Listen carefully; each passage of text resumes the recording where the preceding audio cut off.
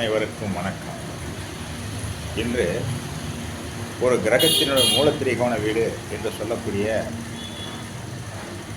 சூரியனுடைய மூலத்திரிகோணனுடைய சிம்மம், சந்திரனுடைய மூலத்திரிகோணனுடைய ரிஷபம், செவ்வாயினுடைய மூலத்திரிகோணனுடைய மேஷம், புதனுடைய மூலத்திரிகோணனுடைய கன்னி, வியாழனுடைய மூலத்திரிகோணனுடைய தனுசு, சனியினுடைய மூலத்திரிகோணனுடைய கும்பம், சுக்கிரனுடைய மூலத்திரிகோணனுடைய துலாம் என்ற இந்த வீடுகளுக்கு அடிப்படையில் இந்த மூலத்திரிகோண வீடுகள் ஒரு ஜாதகத்திற்கு எவ்வாறு உள்ளது, அதன் அடிப்படையில் அவர்கள் அனுபவிக்கும் பலன்கள் என்ன என்பதை அறிந்து கொள்வோம். இப்பொழுது மேஷ லக்கினம் என்று எடுத்துக்கொள்வோம். மேஷ லக்கினத்திற்கு தனுசு, அதாவது குருவினுடைய மூலத்திரிகோணம் தனுசு ஆகும். இந்த மூலத்திரிகோண வீட்டுக்கு கேந்திரங்களான மிதுனம், கன்னி, மீனம் என்ற ராசிகளில் உள்ள கிரகங்கள் இந்த தனுசு ராசிக்கும் மேஷத்துக்கும் நன்விவேகமாக அதனுடைய தசா காலங்களில் செயல்படும் என்பதை இங்கு தெரிந்து கொள்கிறேன். இந்த மேஷ லக்கினத்திற்கு 9 உயர் கல்வியையும் தூரதேச யாத்திரைகளையும் தரும் என்பதை தெளிவாக இங்கு கூற முடியும்.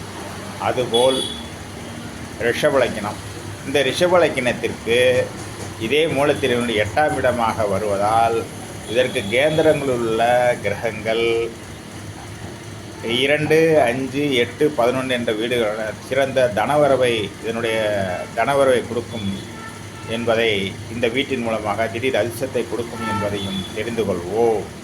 மிதுனம், இந்த மிதுன லக்கினத்திற்கு இந்த வீடு 7ஆம் இடமாக வருவதால் இதற்கு கேந்திரங்களில் உள்ள கிரகங்கள் இந்த திருமண வாழ்க்கை,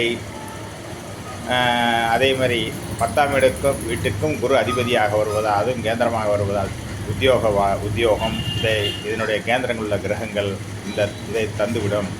அதுபோல் கடக லக்கினத்திற்கு தனுசு என்பது 6ஆம் இடம் வருவதால் இதற்கு கேந்திரங்களான 3, 6, 9, 12 வீடுகளில் உள்ள கிரகங்கள் 6, 9 என்ற கடகலக்கினத்திற்கு வீடு என்னுடைய பலன்களை உயர்த்தி காட்டும், நல்ல பலன்களை தரும்.